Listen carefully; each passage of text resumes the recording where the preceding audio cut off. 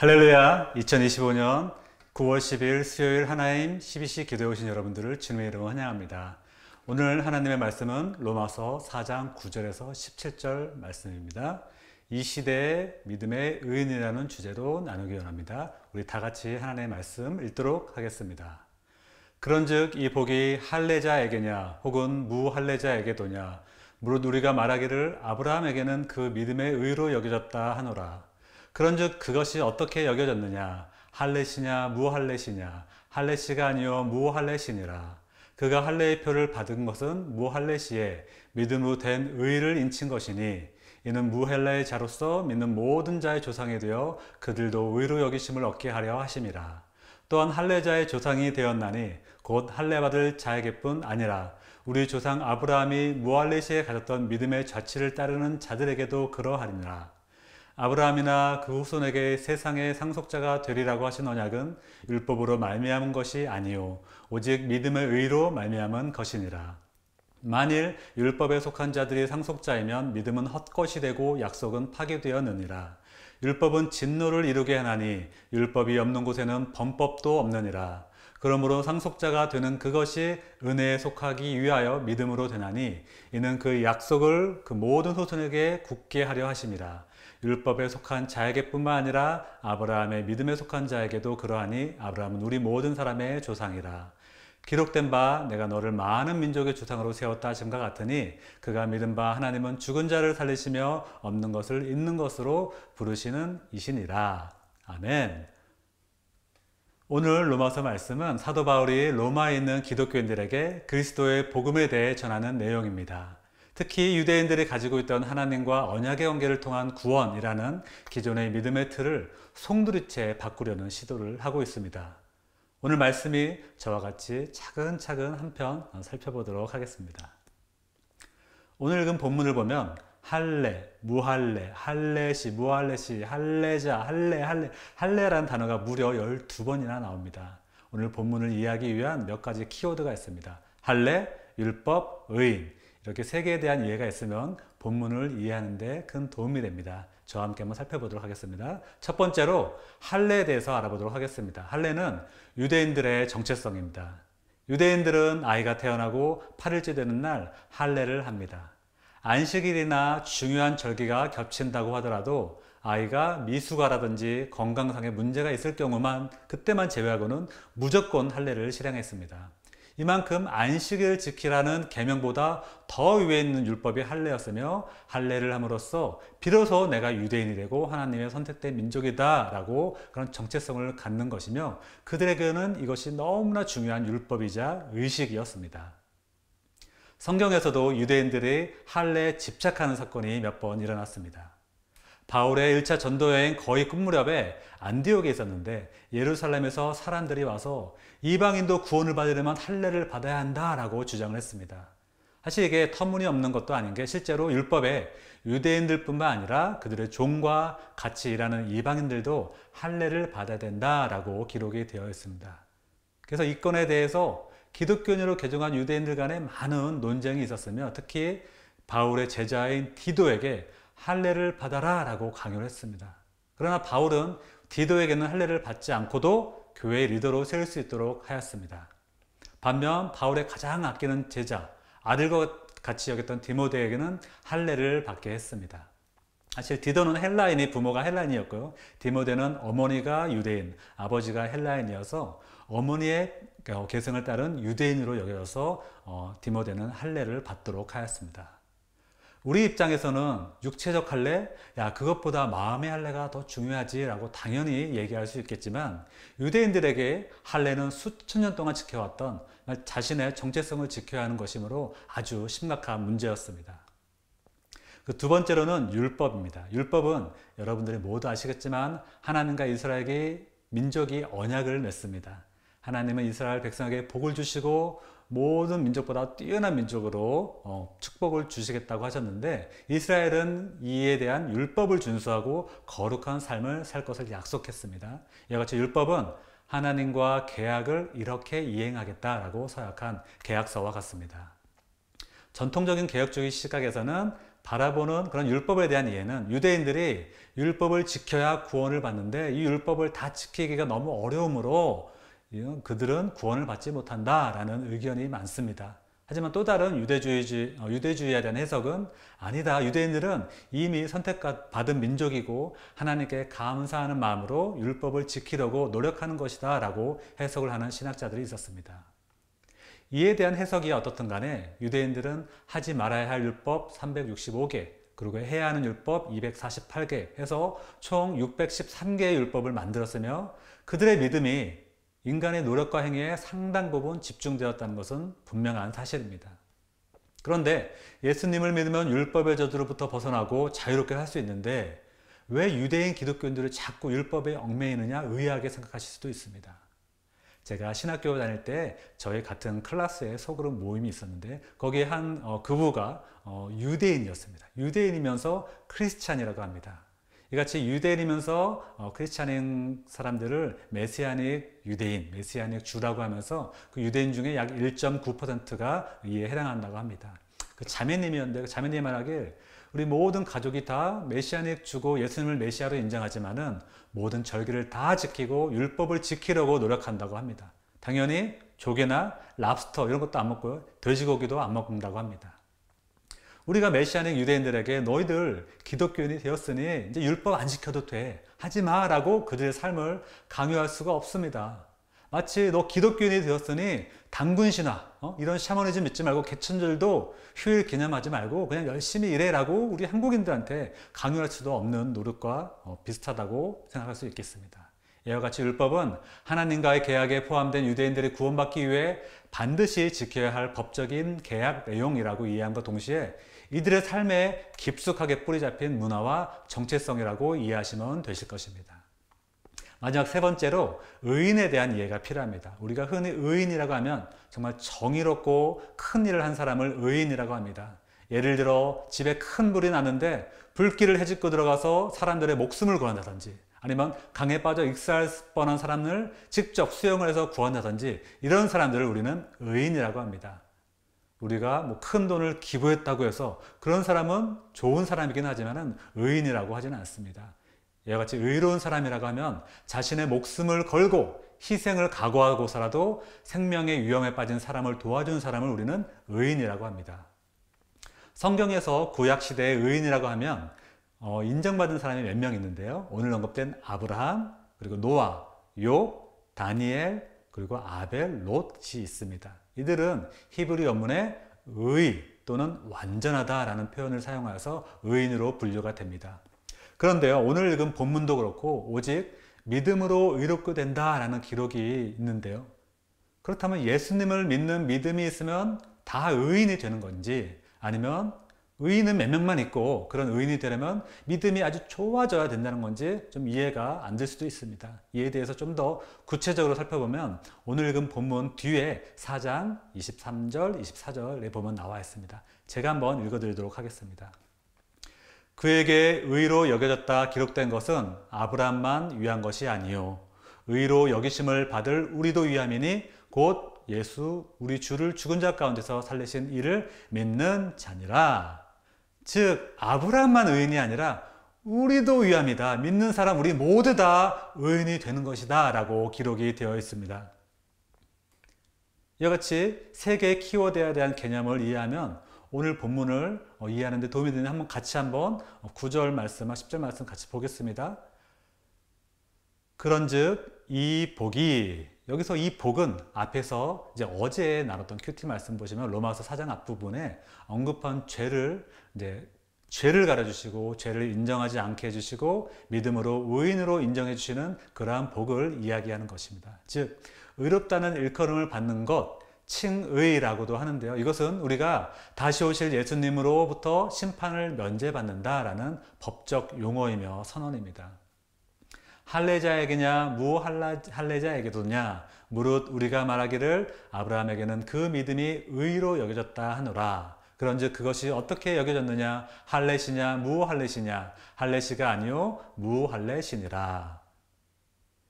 이 말은 아브라함이 하나님으로부터 믿음의 의인으로 여겨졌을 때 아브라함은 무할례시 즉 할례를 받지 않았을 때다.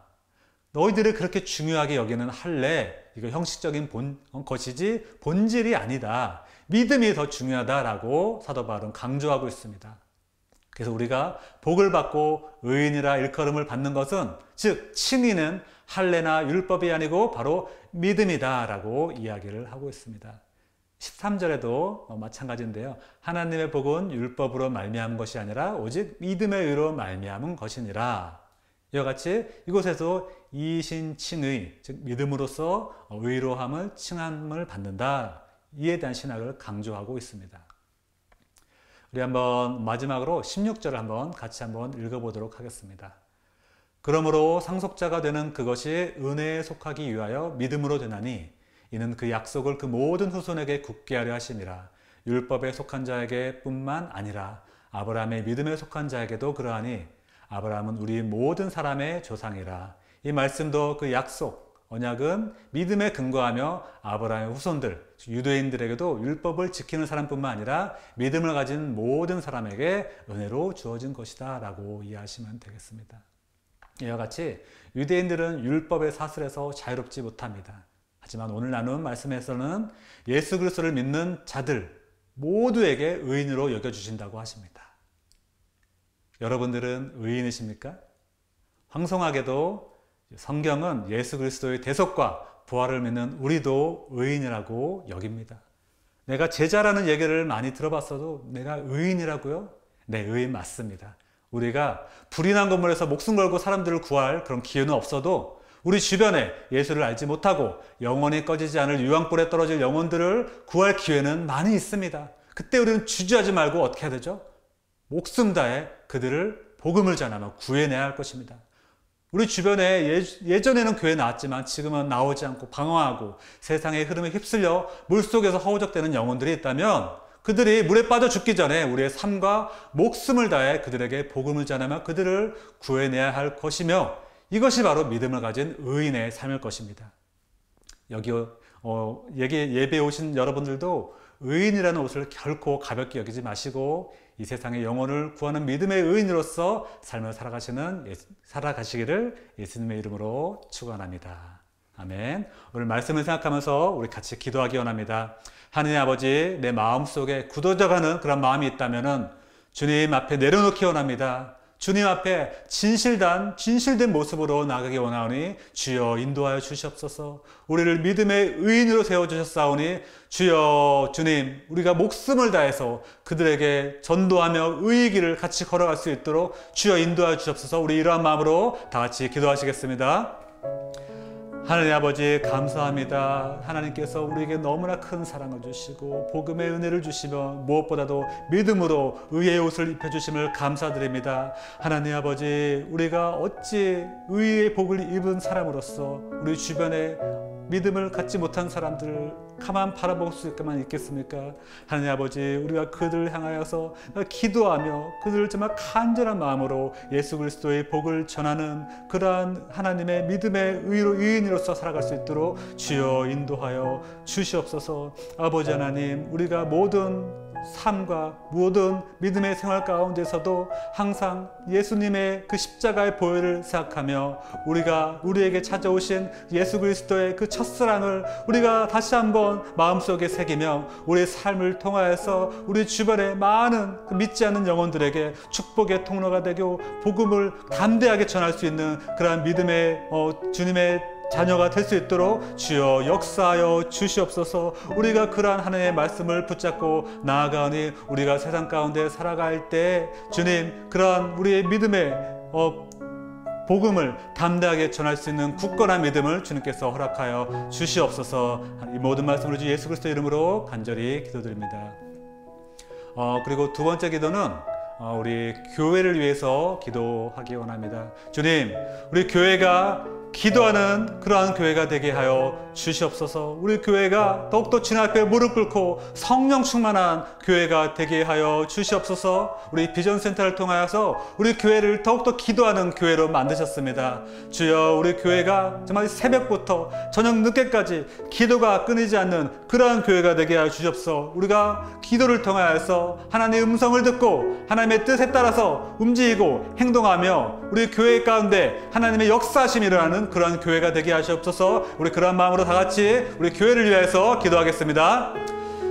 하나님 아버지, 감사합니다. 정말 이 시간 우리 좀 교회를 위해서 우리가 간절히 기도드리옵나이다. 주님, 우리 교회가 정말 하나님을 간절히 애타게 간구하며 하나님 앞에 무릎 꿇고 나오는 그러한 교회가 되기를 간절히 원합니다. 주님, 우리 교회가 정말 하나님 앞에 나와서 우리의 기도의 분량이 더욱더 넘쳐나고 금양로가 가득 차며 정말 새벽부터 저녁같이 기도가 끊이지 않는 그러한 교회가 되게 하여 주시옵소서. 주님, 우리의 모든 공동체와 모든 정말 2세들과 EM권과 모든 공동체가 같이 연합해서 하나님 앞에 나와 기도하는 교회를 세주심에 진심으로 감사드립니다. 아버지, 이 교회가 이 기도를 함으로써 우리가 하나님의 음성을 듣고 하나님께 더욱더 나아가며 하나님께 무릎 꿇고 우리의 모든 것을 바치며 정말 진실되고 성령 충만한 교회가 될 수 있도록 아버지 역사하여 주시옵소서. 그래서 우리의 기도의 음성을 들으사 우리의 기도의 역사하심이 우리 삶을 통하여서 매일매일 일어나고 하나님의 음성을 듣고 정말 매일매일 하나님과 동행하는 그런 삶을 살아가는 그런 교회가 될 수 있도록 주여 역사하여 주시옵소서. 우리가 많은 기도 제목을 올려놓고 하나님께 나옵니다. 주여, 그 기도가 하나도 땅에 떨어지지 않게 하여 주시옵소서. 우리가 간절한 마음으로 하나님께 올려드려오니 그러한 기도를 통하여서 이 땅 가운데 역사하시는 하나님을 우리가 느끼고 하나님을 믿음으로 바라보고 그러한 역사하심을 통하여서 하나님의 역사가 우리의 삶 가운데 일어날 수 있도록 주여 인도하여 주시옵소서. 이 모든 말씀 우리 주 예수 그리스도 이름으로 기도드립니다. 아멘. 마지막 세 번째로 비전센터와 2세를 위한 기도를 드립니다. 우리 비전센터와 2세를 놓고 기도를 할 텐데요. 비전센터를 통해서 우리가 정말 하나님께서 우리 기도의 전으로 불러주셨습니다. 우리가 이때 정말 영의 눈을 뜨고 믿음의 눈으로 이 세상을 바라볼 수 있도록 아버지 인도하여 주시옵소서. 비전센터를 준비하는 모든 과정 가운데 하나님께서 운행하여 주시고 비전센터를 통하여서 우리가 하나님께 영광을 올리는 것뿐만 아니라 우리 2세 아이들도 하나님을 온전히 나아가는 그런 곳이 될 수 있도록 우리 비전센터를 놓고 또한 2세들을 놓고 간절히 기도하기 원합니다. 기도하겠습니다. 하나님 아버지, 감사합니다. 우리 비전센터를 위해서 우리가 또 간절히 기도드리옵나이다. 주여, 우리 비전센터 지금 아직 우리 계약이 완료가 되지 못하고 홀드되어 있습니다만은 주여, 우리가 이럴 때일수록 더욱더 하나님의 음성을 듣고 우리의 삶을 더욱더 돌아보며 우리 가운데 경건한 것이 없는지, 우리 가운데 거룩한 것이 없는지 우리가 다시 한번 돌아보며 우리의 모든 삶을 주님께 온전히 드리는 그러한 시간이 될 수 있도록 주여 역사하여 주시옵소서. 또 우리가 비전센터를 놓고 기도할 때 이 모든 과정 가운데 하나님께서 운행하시고 하나님께서 매 순간 역사하셔서 이 비전센터를 결국 우리에게 주심을 믿음의 눈으로 바라보는 그러한 역사하심이 일어날 수 있도록 주여 인도하여 주시옵소서. 또한 우리 건물 주인은 존 자파틴을 위해 간절히 기도드리니 주여, 우리 주안에게도 하나님의 마음을 알게 하시고 예수 그리스도의 음성을 듣고 정말 하나님의 올바른 판단을 하여서 결국은 그도 예수님께 돌아오는 놀라운 기적이 일어날 수 있도록 주여 역사하여 주시옵소서. 또 우리 비전센터를 통해서 우리 2세 아이들이 같이 기도하고 하나님 나라를 위해 꿈꾸는 하나님 얼굴을 바라는 세대가 되게 하여 주시옵소서. 이 비전센터가 실리콘밸리의 두란노 사원이 되게 하시고 거룩한 성전이 되게 하셔서 우리 2세 아이들과 예수를 알지 못하는 지역 주민들이 모여서 예수를 만나고 예수로 거듭나고 예수님의 말씀을 배우며 예수를 예비하는 장소가 되게 하여 주시옵소서. 그러한 비전센터를 세우심을 인도하심을 우리가 믿음으로 나아가니 주여 역사하여 주시옵소서. 이 모든 말씀 우리 주 예수 그리스도 이름으로 기도드립니다.